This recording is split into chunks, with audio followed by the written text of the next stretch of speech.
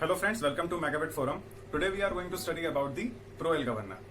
Proel Governor जो है वो एक मॉडिफाइड फॉर्म है वॉट गवर्नर और पोर्टर गवर्नर की।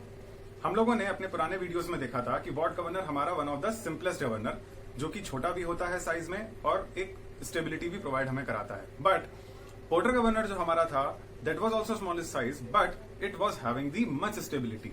And if we talk about this Proell governor जो कि आज हम पढ़ेंगे, उसका डेरिवेशन भी देखेंगे, it has the greater stability than as compare to the other two governors. तो ये जो गवर्नर हमारा है ये कैसे डिफरेंट है बाकी सारे गवर्नर से, कैसे ये हमें ज्यादा स्टेबिलिटी प्रोवाइड कराता है, कैसे हमारे ये व्हीकल में फ्यूल के वेरिएशन को कंट्रोल करता है और हमें एक जर्क फ्री राइड देता है।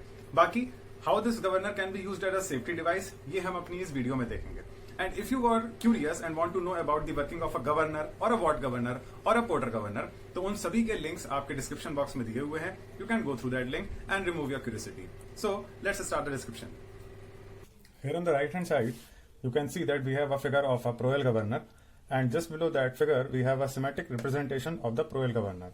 So the difference between the Proel and the porter governor is that in porter governor we were having the balls connected to the upper and the lower arms in middle of that. But if we talk about this Proel governor, the balls are attached with the help of a extension arm.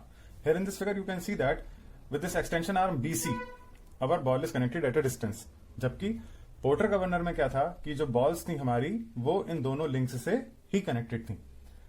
In this below diagram you can see I have given some technical representation of it. Before understanding this, let us have a look over this on the left hand side. Let us suppose that small m is the mass of the each ball in kg.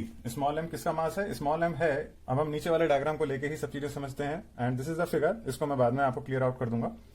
ये जो हमारे पास fly balls हैं इनका जो mass है that is the small m and the weight of this ball is in newton. अगर हम इसी के वेट की बात करें, weight is the inclusion along with the gravitational force W equals to mg। तो ये हमारे इस स्मॉल बॉल का है, फ्लाई बॉल का।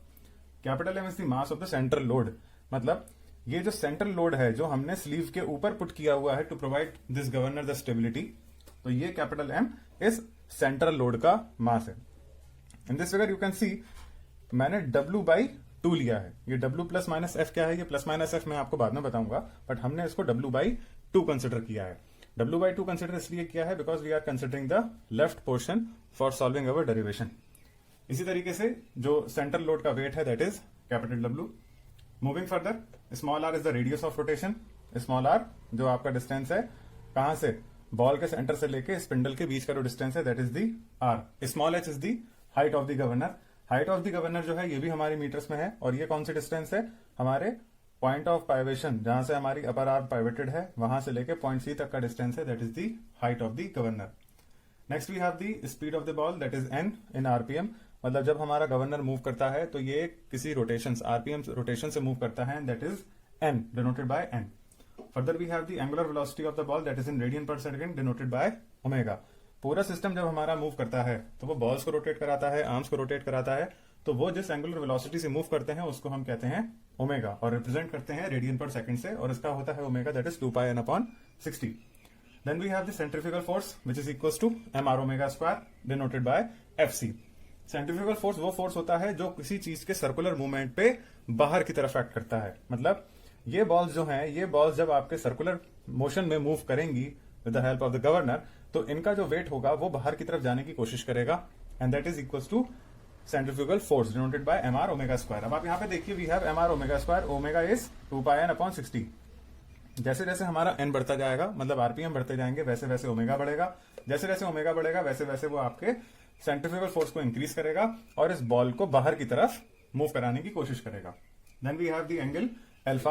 अल्फा एंगल जो है हमारा that is the angle made by the upper arm with the spindle, मतलब स्पिंडल और अपर आर्म के बीच में जो एंगल बनता है that is known as the alpha. Then we have angle beta. Beta angle जो है that is the angle between the lower arm and the spindle, मतलब जो लोअर आर्म है और स्पिंडल के बीच का angle that is the beta. Then we have new 3 terms that is small e. Small e को हमने डिनोट किया है distance of the fly ball from the sleeve, मतलब फ्लाई बॉल जिस डिस्टेंस के ऊपर प्लेस किया हुआ है उस डिस्टेंस को हमने कहा है ई। मतलब आप ये देखिए बॉल जो है वो बॉल एक एक्सटेंशन आर्म से कनेक्टेड है जो कि ये कुछ डिस्टेंस पे है स्लीव से, तो स्लीव और फ्लाई बॉल के बीच का जो डिस्टेंस है दैट इज डिनोटेड बाय ई। अब अगर हम बात करें कि इस एक्सटेंशन आर्म BC इसकी लेंथ क्या है, तो वो हम कैलकुलेट करते हैं E माइनस A, और A हमारा क्या है, A जो है वो लोअर आर्म के बीच की डिस्टेंस है, कहां से, स्लीव से लेके या जहां पे हमारा लोअर आर्म अपर आर्म को कनेक्ट करती है, उस डिस्टेंस को हम कहते हैं A। And the last we have the friction force, जिसको हम कहते हैं प्लस माइनस F। जिस समय हम लोग इसको स्टार्ट कर रहे थे तो मैंने weight of the centre load में आपको कहा था W/2, और ये कहा था कि इसको मैं बाद में एक्सप्लेन करूंगा। अब देखिए W plus minus F/2 basically क्या है, ये प्लस माइनस F जो है that is known as the friction force. ये फ्रिक्शन फोर्स हमारे गवर्नर के मूवमेंट में बहुत ज्यादा इंपॉर्टेंट रोल प्ले करती है। मतलब जिस समय हमारा स्लीव का मूवमेंट होता है अपवर्ड्स या डाउनवर्ड्स, तो क्योंकि इसके ऊपर एक ये सेंट्रल लोड प्लेस किया हुआ है, तो ये सेंट्रल लोड इसके ऊपर एक फ्रिक्शन फोर्स को अप्लाई करती है। This friction force is undesirable to us.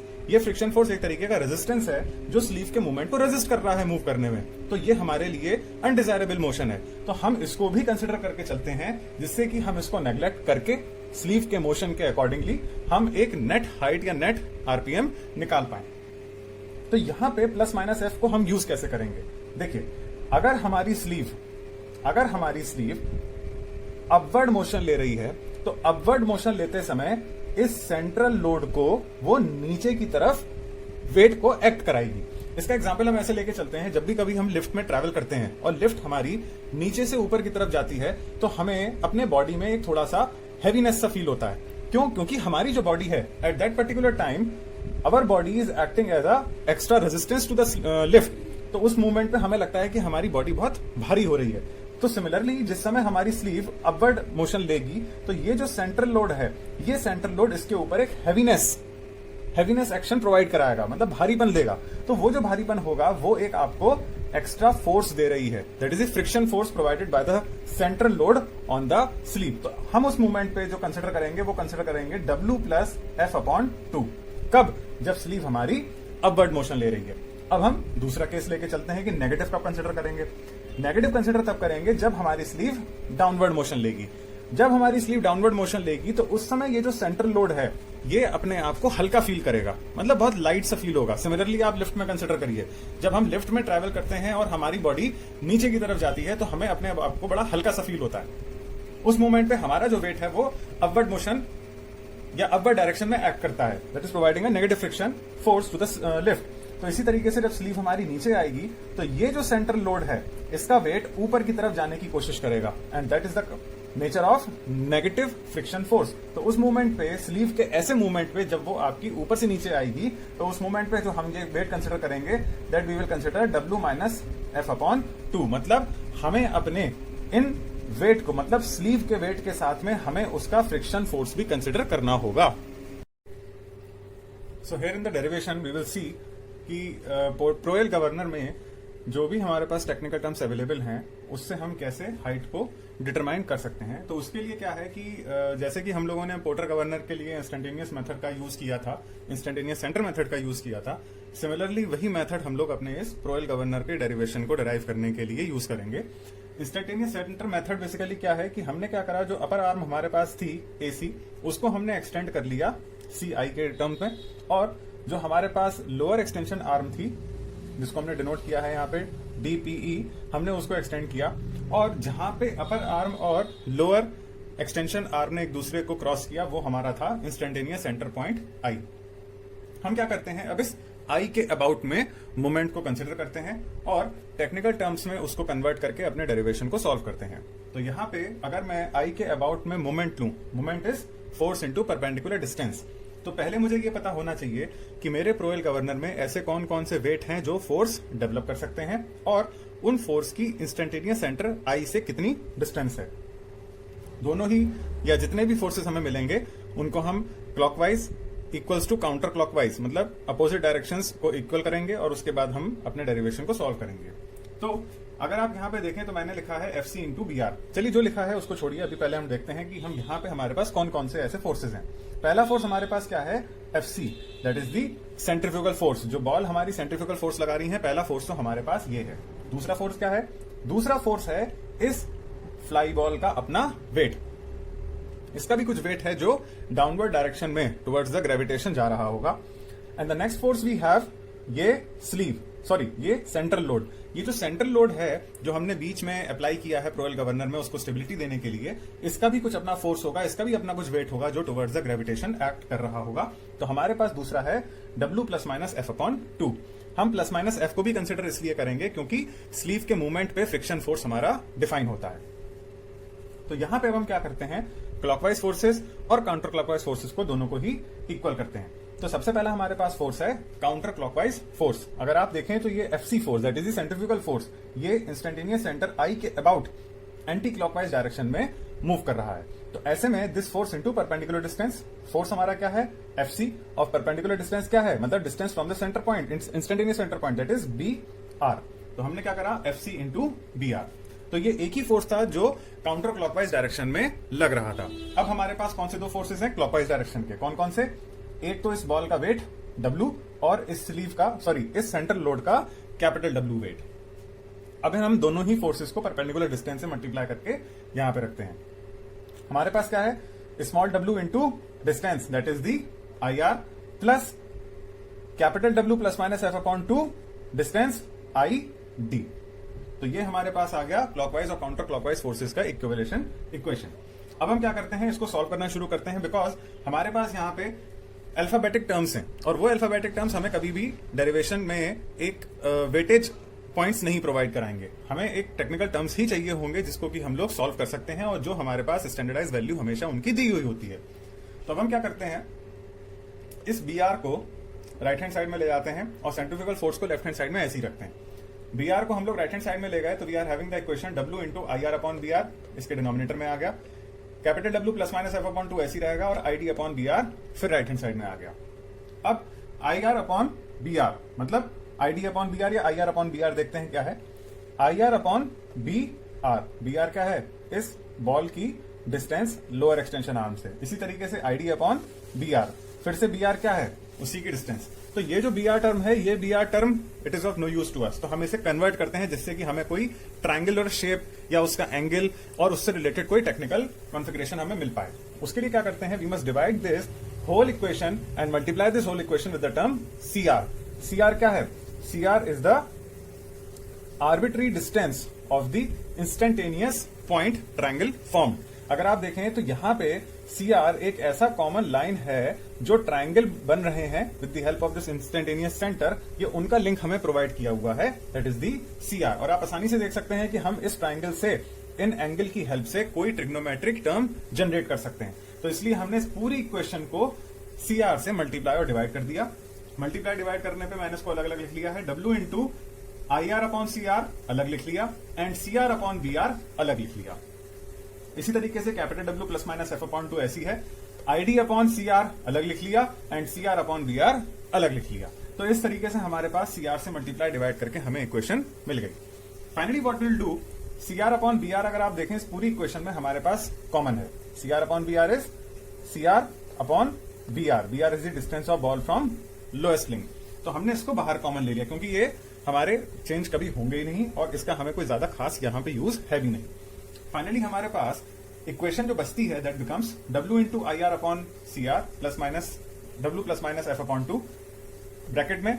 ID को हम लोग क्या करते हैं, इस ID को हम लोग ब्रेक कर देते हैं IR और RD में, जिससे कि हम इसकी हेल्प से ट्रायंगल की हेल्प से एक ट्रिग्नोमेट्रिक रेशियो बना पाए।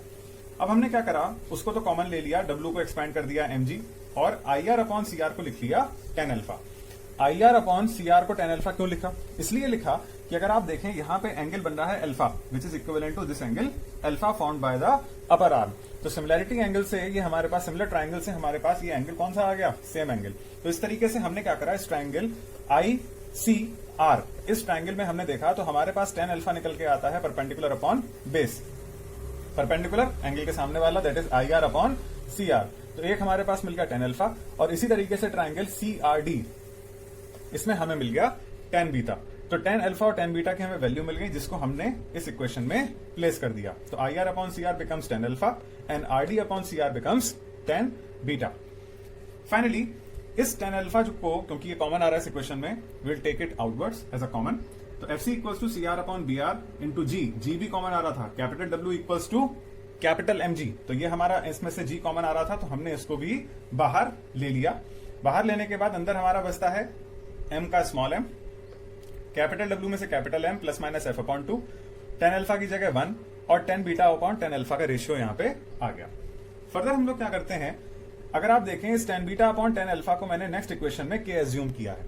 Y I assume is as k, मैंने इसको k इसलिए एज्यूम किया है क्योंकि अगर आप यहाँ पे थोड़ा सा फोकस पे करें तो अल्फा और बीटा ये दोनों ही एंगल तभी चेंज होंगे जब इसके कॉन्फ़िगरेशन में कोई भी चेंजेस आएंगे। मींस अगर गवर्नर की स्पीड बढ़ेगी या कम होगी, ऐसे दोनों ही केसेस में अल्फा और बीटा दोनों एक साथ चेंज होंगे।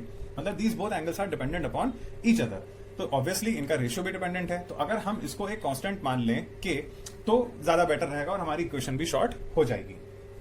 तो हमने इसको के एज्यूम कर लिया और नेक्स्ट इक्वेशन में C R upon B R G tan alpha small M capital M plus minus F upon 2 1 plus K. अब हमने इसको के को 1 प्लस के एज्यूम कर लिया। अब आप देखें कि इसको और ज्यादा टेक्निकल सॉल्यूशन के लिए हमने C R upon B R को लिख लिया ए अपॉन ई। क्यों लिखा हमने ए अपॉन बी?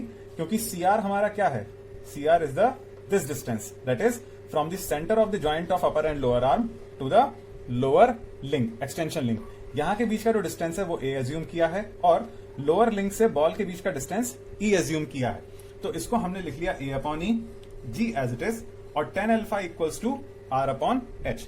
अब ये tan alpha equals to r upon h कैसे हुआ?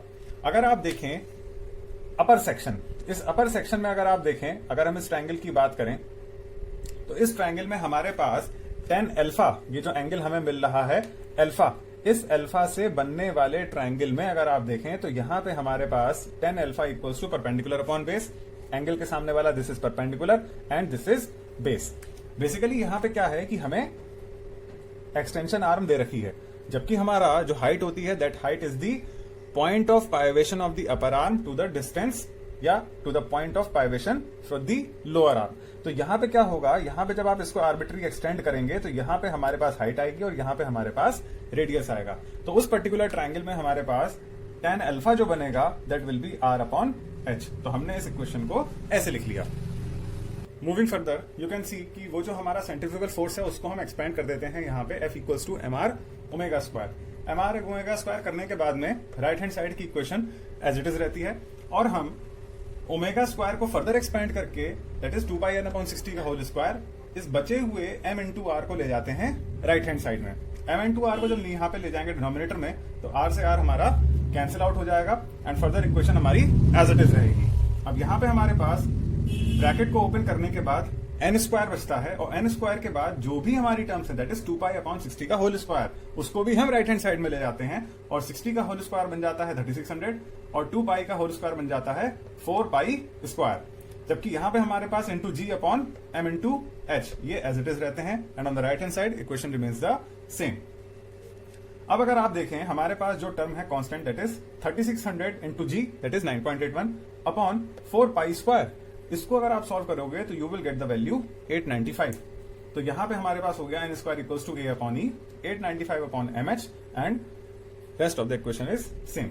अब आप देखिए we are having small M air and small M inside the bracket. अगर हम इस एम को अंदर ले जाएं तो again we will have some more solution. तो हम क्या करते हैं, इसको अंदर ले जाते हैं and we will get a upon E 895 upon h, m से m cancel 1 plus capital M plus minus F upon 2m 1 plus k. तो ये हमारे पास एक जनरलाइज इक्वेशन आती है किसी भी प्रोएल गवर्नर की।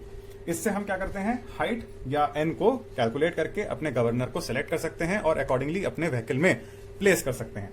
अगर थोड़ा सा इसको हम और सॉल्व करें तो यहां पे आप देखिए एक कंडीशन ऐसी बन सकती है जहां पे हमारा tan alpha equals to tan beta हो। मतलब कोई एक ऐसी कंडीशन हो सकती है जहां पे गवर्नर मूव होते होते एक ऐसी सिचुएशन जनरेट करे where the tan alpha becomes equal to tan beta. मतलब the angle found by the upper arm with the spindle becomes equal to the angle found by the lower arm to the spindle. तो ऐसी situation में हमारा जो के होगा that will become 1 और 1 जैसी बनेगा तो ये 2 से 2 को कैंसिल कर देगा, 1 plus 1 equals to 2 and here in the denominator we have the 2। तो 2 से 2 हमारा कैंसिल हो जाएगा and we will have N square equals to A upon E 895 upon H 1 plus capital m plus minus f upon small m। तो ये हमारी equation बनती है किसी भी प्रोएल गवर्नर की जहां से हम अपने h और n को या दोनों में से किसी एक को आसानी से कैलकुलेट करके अपने उस व्हीकल के लिए गवर्नर को इंस्टॉल कर सकते हैं। एक चीज इसके अंदर और पॉसिबल है which you have to note it down कि अगर कोई ऐसी सिचुएशन बनती है जिसमें हमारा गवर्नर एक इक्विलिब्रियम सिचुएशन को अटेन करता है और स्लीव का कोई भी मूवमेंट नहीं होता। मतलब इस सेक्शन का अगर कोई भी अपवर्ड या डाउनवर्ड मूवमेंट नहीं होगा तो उस पर्टिकुलर मूवमेंट पे ये सेंट्रल लोड कोई भी फोर्स, फ्रिक्शन फोर्स ना ही नीचे डालेगा ना ही ऊपर डालेगा। उस केस में ये जो हमारा एफ है ये भी जीरो हो जाएगा। जब स्लीव का कोई मूवमेंट ही नहीं होगा, मान लीजिए जब कोई लिफ्ट का मूवमेंट ही नहीं होगा, तो आपके बॉडी को ना ही भारीपन महसूस होगा ना ही कोई हल्कापन महसूस होगा। सिमिलरली जब स्लीव का कोई मूवमेंट नहीं होगा तो उस समय ना ही ये सेंट्रल लोड नीचे की तरफ फ्रिक्शन फोर्स डालेगा ना ही ऊपर की तरफ फ्रिक्शन फोर्स डालेगा। तो ऐसे में आपका जो ये एफ है ये भी जीरो हो जाएगा। And after that you will get N square equals to A upon E 895 upon H 1 plus capital M upon small M. तो ये आपकी इक्वेशन है which will give you an idea कि according to the situation of the engine कि engine आपका कितने RPM develop कर रहा है, you can easily install that suitable kind of Proel governor into your vehicle. So here this was all about the Proel governor और ये जो हमें एक डेरिवेटिव फॉर्मूला मिला है, this formula can help you solving many academic questions of your home examinations and it will also help you for cracking down the technical exams like GATE or any other PSU. So do remember this formula and if you have any queries, please do give your queries in the comment box section. Till then, take care. Bye bye.